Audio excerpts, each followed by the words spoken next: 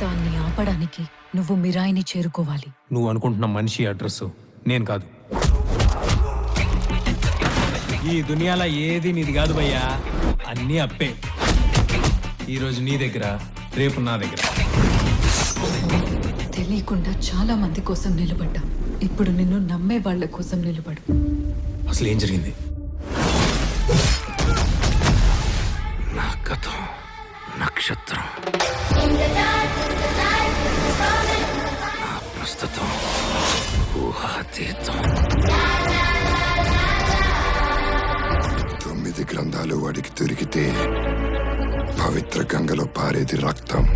నువ్వు చేరుకోవలసిన మొదటి లక్ష్యం శ్రీరాముడు నడిచిన త్రేతాయుగంలో పుట్టిన ఓ ఆయుధం.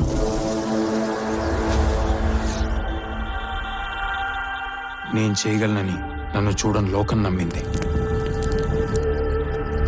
నాతో లేని నా తల్లి నమ్మింది.